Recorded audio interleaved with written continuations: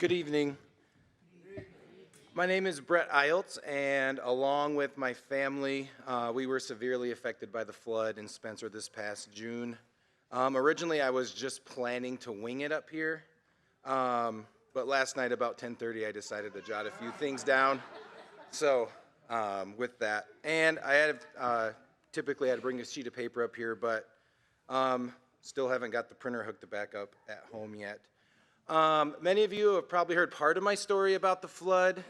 Now when people ask, and I usually tell them, well, we live down by the pool, and their typical response is just, oh, so they kind of figured out what our response was from the flood. Typically in a normal year, we live very close to the river. We have a sump pump that usually runs if the river is out of its banks. So up until then, that was the common sound about every 3 minutes in our house. Typically at night, Jolene can attest to this, I don't sleep a whole lot at night usually, but if I do wake up in the night, I stay awake until the sump pump turns on and then turns back off, and then I go back to sleep.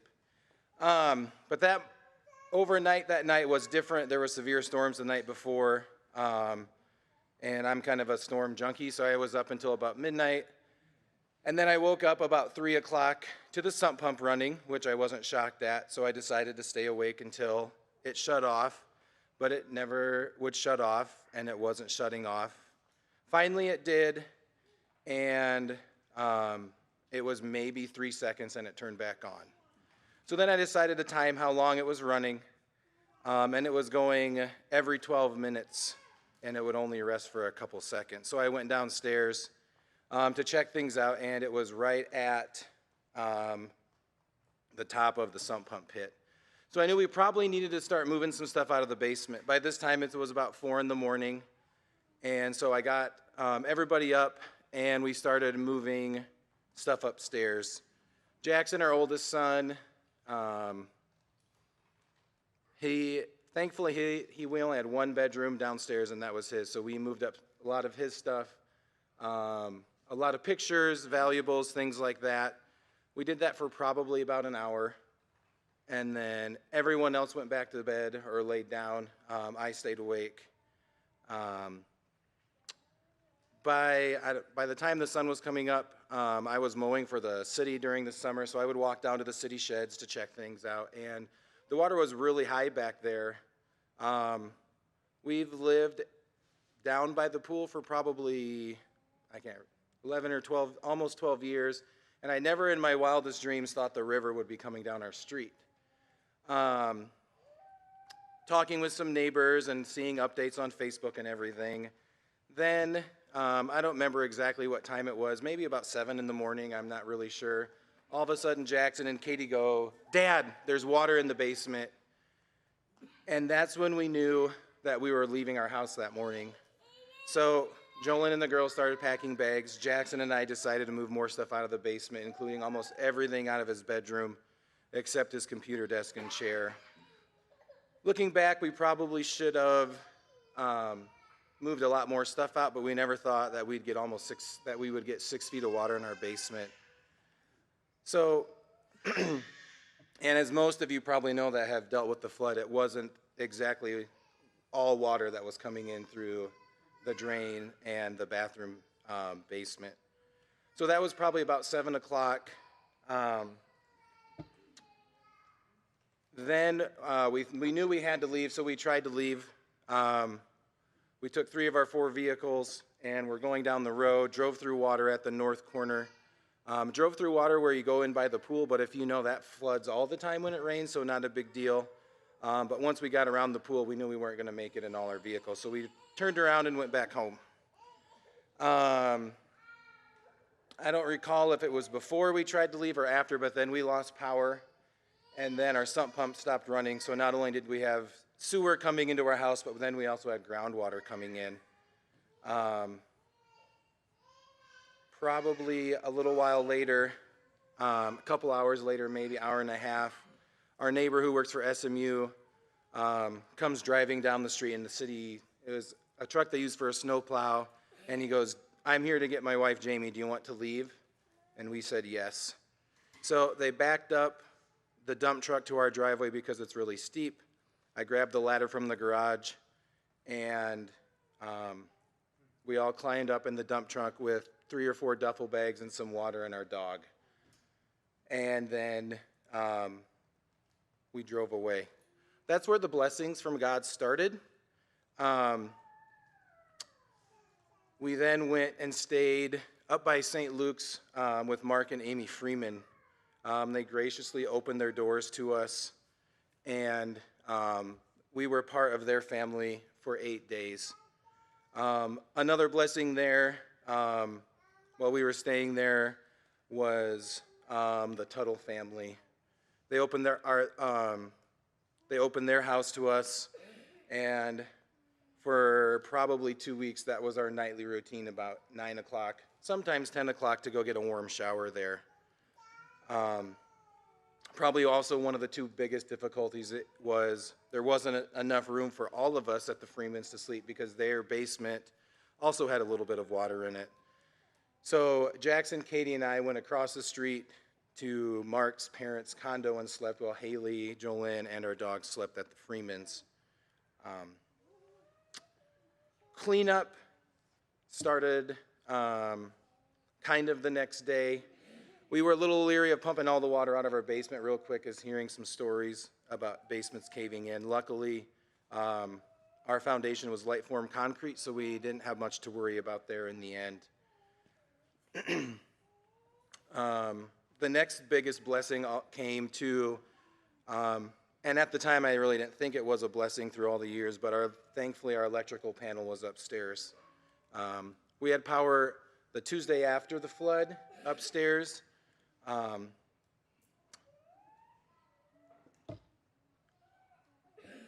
So that was a very big blessing. There are so many people that I need to thank that were blessings. First off is my dad. I probably can't count on the fingers how many times he has come over and helped. He helped with the cleanup. He would be there by 7 or 8 in the morning, stay till 5 or 6 at night, and he'd be back the next day. And that was an hour-and-a-half drive both ways. Countless friends and family. I can't name them all because I know I'll forget some. But Shane Brandt found a trailer for us to start hauling stuff out of. Eli Franker helped immensely with getting Jackson's room put back together. Lance Storley helped out a little bit with my furnace to make sure that got fixed. Thankfully there, and I forgot to write that down, it was a couple weeks after the flood, and the gentleman, Mike Frederick, who was replacing our furnace, came on a Saturday morning and to start taking the old furnace out. And I said, wait a second, you have a furnace for me? He said, yeah, it's out in my trailer. And then he also said, I see you have a water heater in your garage. I'm like, yeah, my brother stopped in Sheldon and grabbed that for me. He goes, if you get it to the basement, I'll put it in for you. And another miracle from God, my dad pulled up right after he said that. So you can guess about what the very first thing we did. We got that inside and slid it down the stairs. Another huge shout out, and I wish most of the boys were here, but as some of you have probably seen, Jackson was a part of the baseball team, and they lost a week of their season this year. But during that week, they blessed countless families with their hard work and dedication to clean up to the flood. They spent 2 or 3 afternoons at our house helping with cleanup. Definitely a bright time in that. To them, I'm very grateful. I did not have to carry out of my basement one soggy piece of drywall or carpet, soaking carpet off the steps. They also provided some comedic relief, as you can about guess what it's like having 7 or 8 baseball boys trying to carry out a treadmill from your basement. The other big thank you I need to give out, and he's not here tonight, but is Ryan Hansen. He has been a tremendous blessing in helping get the basement restored. He has also been over and volunteering countless hours on Saturday afternoons.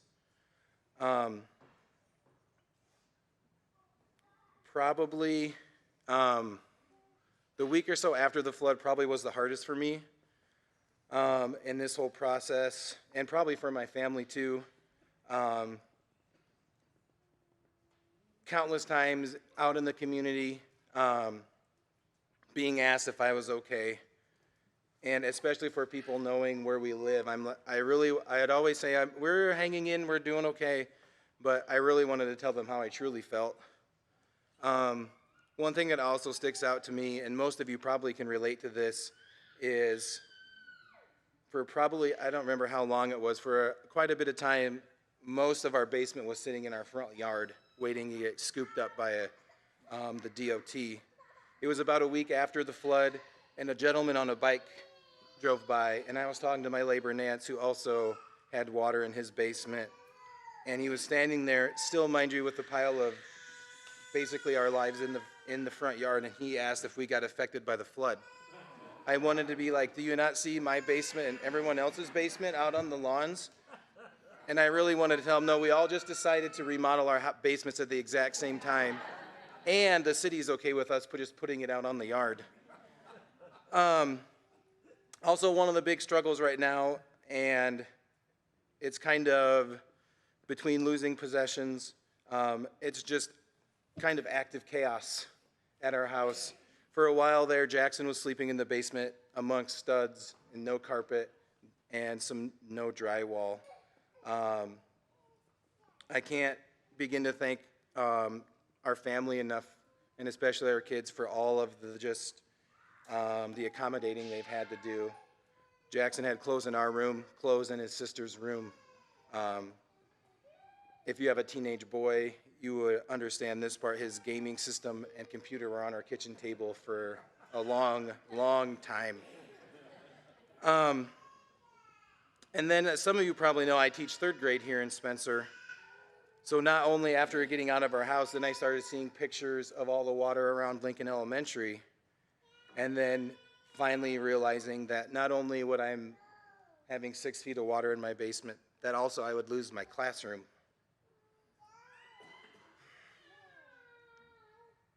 That was hard, especially all the uncertainty of not knowing what was saved and what I had lost. But finally, I think it was around July 30th, I got to see my new classroom at Fairview Elementary School. And what a blessing that has been, with the staff being welcoming and everything. And I probably have to thank Jolene, because she's heard me complain countless times about not having a window in my classroom, when she's not had a window in her office the whole time at Spencer Schools. But in all of the loss and the hard times, there's been countless blessings that have come from the flood. I am now learning many trades that I never thought I'd have to learn. I am kind of comfortable doing some electrician work.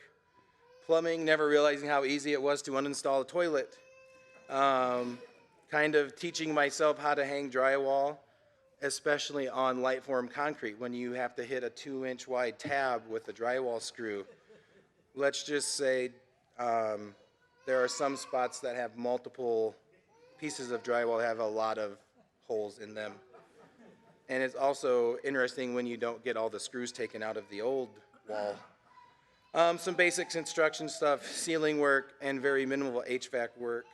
Having many dates to Menards with Jolene, and sometimes with the family, even if they don't want to come along. And with that, I could probably tell you where almost anything is in Menards, and probably Baumgart's.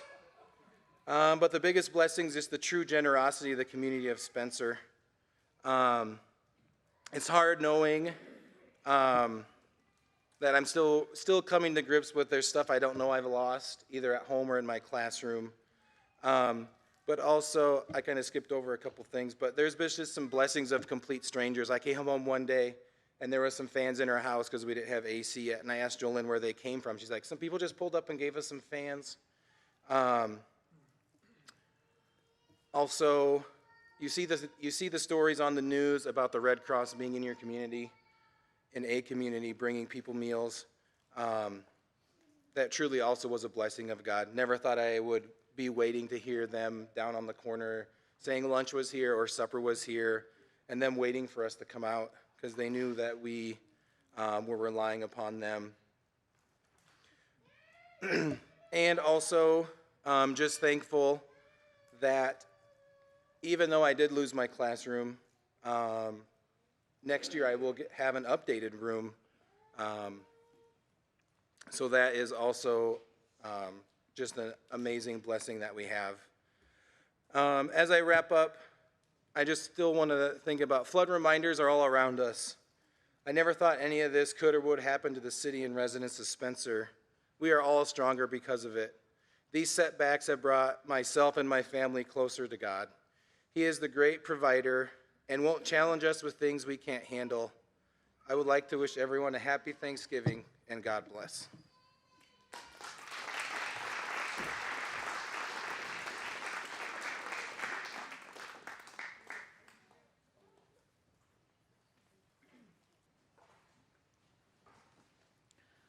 Good evening. My name is Leah Kreutner. I was telling Gloria, I don't think I've spoken in front of an adult audience since college, so bear with me. For those who don't know me, my husband Adam and I live in Ruthven along the highway with our two boys, Owen and Ross. I teach preschool at First English Christian Preschool, just a stone's throw away down the road here, and my oldest attends school there as well. He's in 3rd grade. At 4 o'clock in the morning, it's funny that Brett talked about a sump pump, because that's the first thing I talk about too. We were awakened by the storms that had rolled through and the sound of running water in our basement, even in Ruthven. After checking the sump pump to make sure that it was keeping up with the inflow of water, which was a constant stream pouring in from our backyard, we couldn't go back to sleep. We were very thankful that our sump pump, which hadn't run in 3 years of drought, actually turned on. He said actually he had tested it when he installed it 3 years prior and it had never run, so he was very grateful it turned itself on. As the sun came up, we realized that it was much worse than just water inflowing into our basement, which never stopped running for about 3 days straight. Ours never shut off. It never took a break for almost 3 straight days. That's how much water we had in Ruthven as well. We were very grateful it kept up the entire time. But I started getting text messages and Snapchat notifications on my phone, which is not common for a Saturday morning in the middle of summer because I'm a teacher. Normally my phone is dead silent all summer, which is really nice. I became a bystander to what was unfolding, and it was absolute tragedy to watch. The first person I heard from was my director and coworker at First English. She started sending out pictures and messages that she lives north of the river down by King's Steakhouse, the old King's Steakhouse, and that she had about 15 minutes notice and walked out through water 2 blocks to Grace United Methodist to get picked up by someone else. She left everything behind except for a couple of things. We had more friends start sharing pictures and videos as the morning went on. One in Brett and Jolene's neighborhood that walked out with a brand new newborn baby. You see, teaching in Spencer, going to church in Spencer means I am deeply connected to so many in this town, whether I live here or not. Around 10 a.m., pictures came online of the church, this church, my church, and I started to feel my heart sink. And reports of boat rescues, helicopter requests, shelters being set up, and whole neighborhoods starting to go under became very real. What was worse was my mom called me and said that it was Everly, it was Hartley, it was Sanborn, it was Rock Valley. It was all the way down the line. My brother actually lives along the Ocheeden River outside of Sanborn, and his entire house was surrounded. But by God's grace, they kept up with their sump pumps and submersibles as well. I cannot imagine walking away from everything that I know because I didn't have to. Survivor's guilt is a real thing. And it set in really quickly for me. The first 48 hours or so, we were actually completely cut off from being able to help anybody. That might have been the hardest part, was feeling very helpless. As soon as roads started to open up, I started asking when and where I could help. We had friends who were able to get out. They were thankfully unaffected, besides losing power and water like everyone else. But they were able to bring their children to stay with us for a while and bring us their laundry. We cooked the meals in the evening so that they could keep going back and volunteering with clean-outs. So we were more or less just their support system. We received word early on in the week that efforts would be made here at the church to start cleaning out. And I felt called to come. I was, however, unprepared for having to explain a natural disaster to my 8-year-old. And he wanted to know all the details. It was really difficult for him when he started asking how all of his friends had fared who live in Spencer, something I hadn't even thought of yet. So I started touching base with as many as I could. And then when he asked about the church, I explained what had happened and that I was going to go the next day and start helping. He asked if he could come. I warned him that wouldn't be easy, and my mother's heart said, protect him and keep him out of it. But he said, and I quote, "But they need help, right? So can I go help?" Well, I can tell you that that kid put in harder physical labor than I did, and I mean that. He did anything he was asked, from picking up wet sheetrock to pushing the broom to clear out insulation so that the gentlemen who were tearing the walls out could keep going, and never once complained. I was so thankful to see his servant heart shine, and quite honestly put mine to shame. We worked hard to wash the dishes, and a special thanks to First English for saying, "Whatever you need, we are here," when I asked if we could borrow their commercial dishwasher for a few days to start washing the dishes from our kitchen here. We started sorting through just about everything in the church, here, there, and everywhere. Adam was able to use his work connections to get a hold of a dump trailer, and with Kevin in the skid loader and Adam hauling loads, they had most of the trash heap hauled out within about 48 hours. Wow. In between helping at the church, we also made every effort to connect with anybody who might need help. Owen and I helped at a friend's house of mine, hauling junk from their backyard to their front yard because that was what was needed, and even bringing meals to a couple of people who had nothing to eat that night.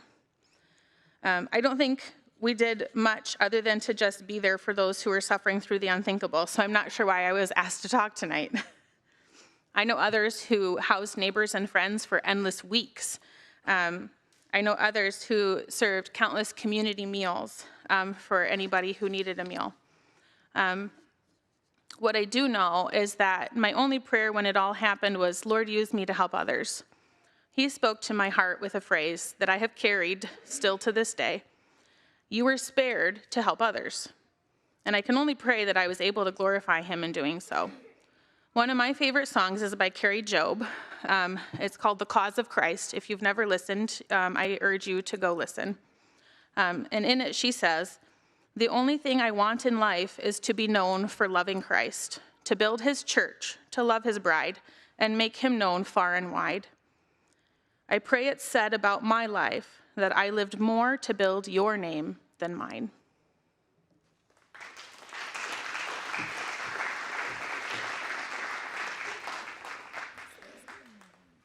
Good evening. Stan, Jongma here, and wife Jodene. We had a little different situation arriving at the flood. It was just about exactly a year ago now when I had COVID and busted my head into the wall in the bathroom and had my neck brace on for 3 months. Then I had instructions to don't do much work. Don't lift, push, pull, anything. And then she was between the visits in the hospital with the low sodium in April, and again in July, not too long after the flood. So we were in a little different situation than the others. We were homebound. Well, I guess start. We went outside, looked at the flood at about 11 o'clock, and all of a sudden between the 2 houses over there, a little river this wide. And within minutes, it was that wide, as far as the houses were apart. And the water just came in and just filled our cul-de-sac. our house is 32 years old. We never had water before in the basement, so I was not even a bit concerned. And the water got built up in the cul-de-sac there. Pretty soon, a foot deep, foot and a half, 2 deep. Then the mailbox was there. Well, it got about halfway up on the post on the mailbox. Then it came up to the mailbox and came up there, and all but an inch was. So prior to that, I knew we were in trouble. I was going downstairs. Too late. We had already accumulated 3 feet of 4 feet of water in the basement. So that was there. But now we'll go back to what we had here. We warmed some food off the grill, and we were actually housebound for a week because the cul-de-sac was full of water, the same level as the river, so it wasn't going down for, I don't know how many days, but a week or 8 days. And in the afternoon, our electricity was off at 11. Tom and Kay Rota had electricity on, so about 4 o'clock I went and asked them, could we plug into your electricity? Sure. So we did for, I think it was 8 or 9 days. Then I got a generator as soon as we could get out. And when we got the generator, then we could sign a waiver at the courthouse, at the town hall, I guess, that we take responsibility for the electricity. So I did, and then we hooked up on that. Then we had electricity, but no TV and no telephone, and that, which was about 2 weeks at that time. And we got invited out. It was real nice of Dave and Linda, Susie's. They were going to go, and then Dave says, we almost came like Thursday to kidnap you guys because it was so hot, and we thought maybe you were suffering. But actually we didn't, because we had the basement door open, all that cold water there, just put a fan on there, and actually it was quite comfortable. So,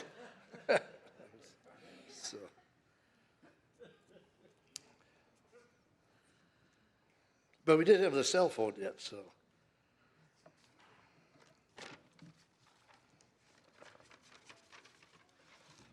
But the water stayed in the basement, and then we borrowed a sump pump from Chris Garnett's, and we got it down to about 3 feet. Tomorrow morning it was up about 3.5, so we got down, and it just took a long time to get the water down. That was just shocking because we'd never had that before. So.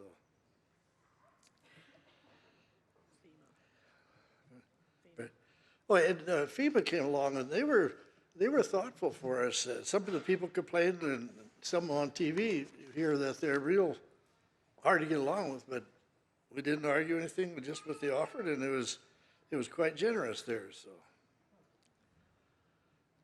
but when the water went down out of the garage, it was about 5 inches deep. When the water went down, we had about 1 inch of corn stalks, just all over everything. So that helped me because that made sure I had to clean it out. So.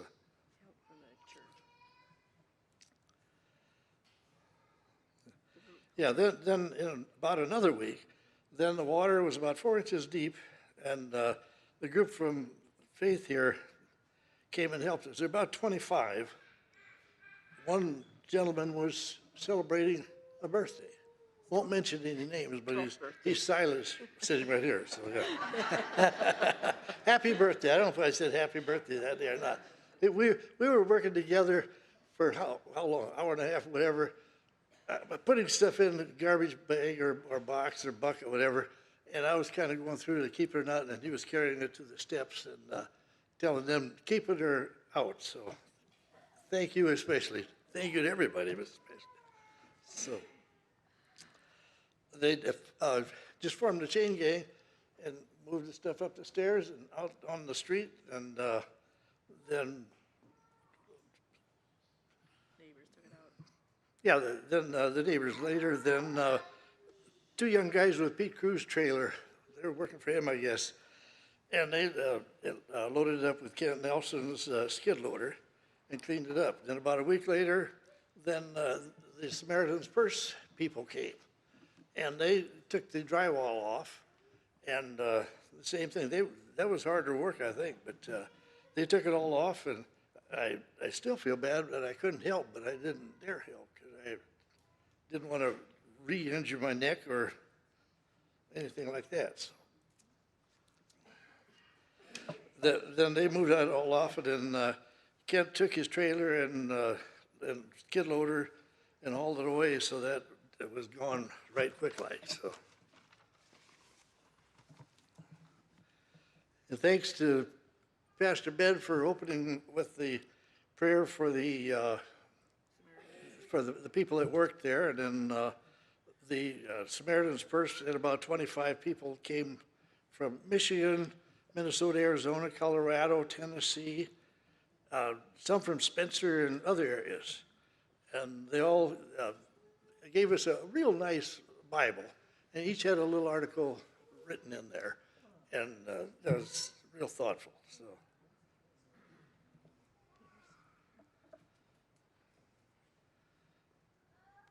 Yeah, it's difficult to believe that everybody said that the area like in Spencer and miles around had so much water at one time. Our faith had to be tested during some of the time there. With the help of Pastor Ben and the time and the family here at Faith Church, it was successful. And now we still have to pray for those that are not able or not completed with the finishing their homes, and all the people that can't live in their homes yet. Because we were in a different situation, and when the water did come, it wouldn't leave. So that was the interesting thing. So well, that's about it. Thank you, Pastor Ben and Faith family.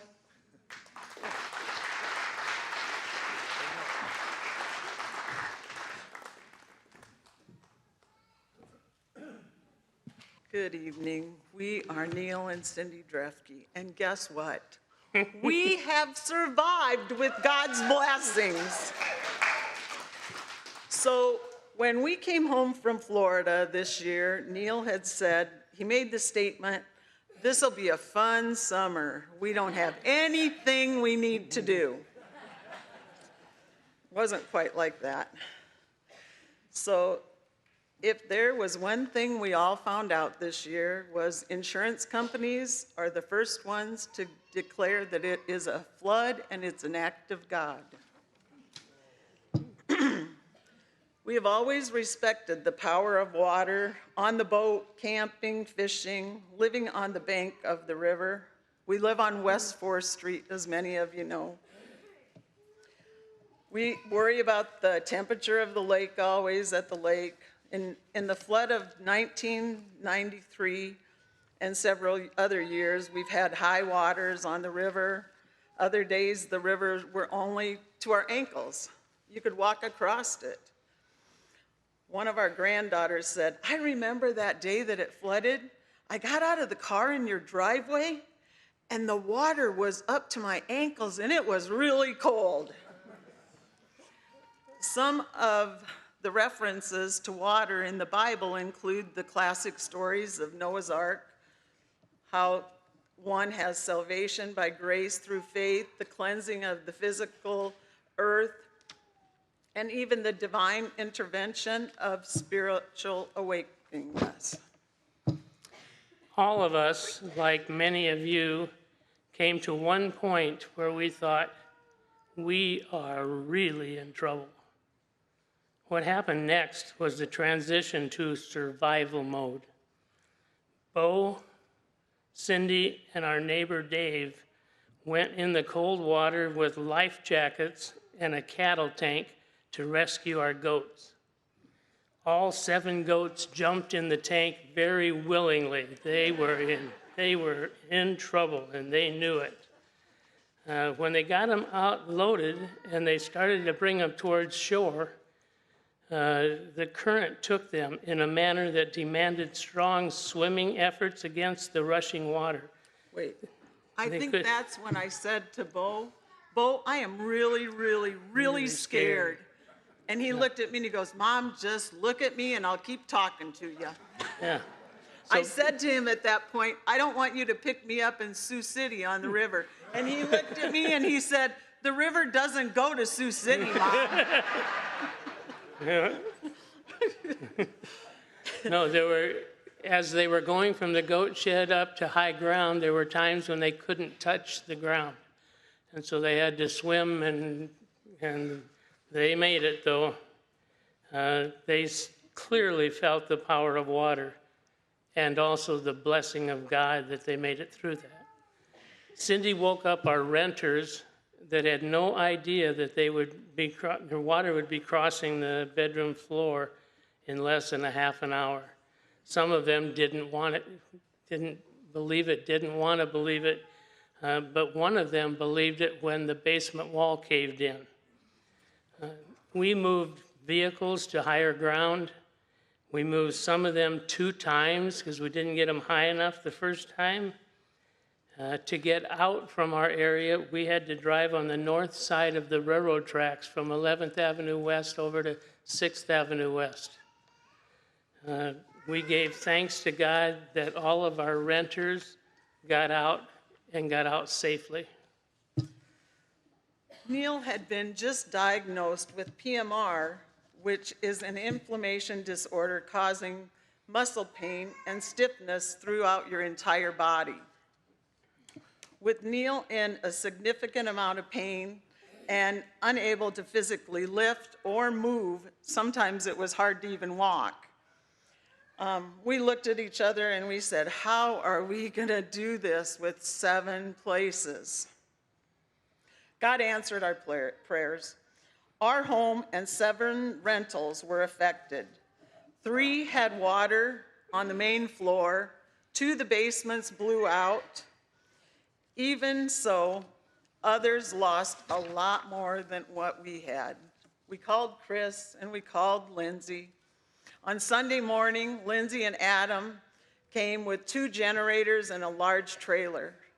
We were like, we do not know what we would do if we didn't have kids. We started pumping the water out of the basements 1 foot at a time, moving the generators from one house to another. Then we began the cleanup. Our kids, our grandkids, friends of our kids, out-of-state friends, people in Florida that we had just met. I mean, like maybe we saw them 2 weeks. They were from Ohio. They showed up with a camper and just really, really helped us. So we removed a basement full of furniture, bedrooms with the kids' belongings, Christmas decorations, family pictures, high school yearbooks, children's awards, sewing stuff, freezer food, family photos, pool table. You couldn't even tell that it was a pool table. All the hutches were all messed up all over the place. There was 1 ornament, and some of you ladies will remember, home interior, and there's a statue of Jesus with 3 kids, and he has his hand up like this. That was on the top shelf of one of our hutches, and all this stuff was broke, but that piece came out full. Had mud all over it, but it came out full. So that was one of the things we got to keep. After a few days of Lindsay and Adam being there, they needed to go home. So then Chris came from Florida for 10 days. Bo and Emily lived here, so they were able to help off and on. Every night we held a family meeting to give thanks to God and to delegate responsibilities of all these houses. All 3 kids were in charge of a different house. We discussed who needs help, what supplies do we need, where can we go get supplies. Some days we borrowed, some days we lent. Some days we drove farther than we expected, like going to Sioux Falls for supplies. Some days we had to wait. We prayed with strangers in our driveway. People came together to help. We gratefully found nourishment through the various food trucks and organizations around town. We exchanged stories with people in line. We grieved together. We worked together. As we drove down the streets of Spencer that were lined with your belongings, it reminded us that we are all in this together. Every day we worked in Spencer from sunup to sundown. It was very dirty, smelly, and moldy mess. Our bodies were tired. It hurt on the outside, it hurt in the inside. You'd go home, you'd take a shower, you'd go to bed. Every night we did laundry up at the lakes.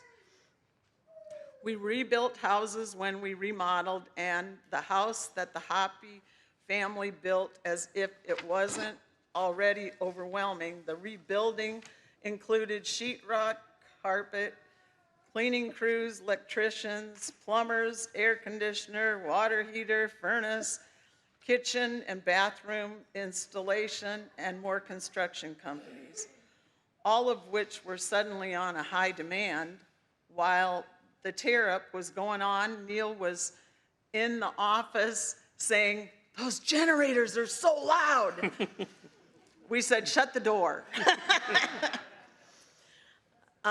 So he was in charge of coordinating all the rebuilding crews.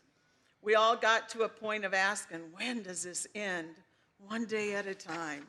Psalms 1:3 uses water to symbolize faith, salvation, and eternal life. As we were finishing up with the Spencer houses getting ready to go to Florida, Tropical Storm Helene hit our Florida house. 2 weeks later, Tropical Storm Milton was the second most intensive Atlantic hurricane recorded over the Gulf of Mexico. When the cone of the hurricane formed, our winter home in Florida was always in line with the center of the storm. The night before the storm, I told Cindy, "You need to prepare that our house in Florida will not be there." We really expected the Florida house to be completely gone because the eye of the storm was going to go right over the top of us. We prayed for Chris and his family to be safe in Florida. We watched the news and social media. We talked to Chris often. We watched live videos of what was happening in our community, and we decided we needed to go to Florida. We filled the pickup with supplies for another round of cleanup. We saw semis of supplies, groups of utility trucks, and debris removal machinery as we were driving to Florida.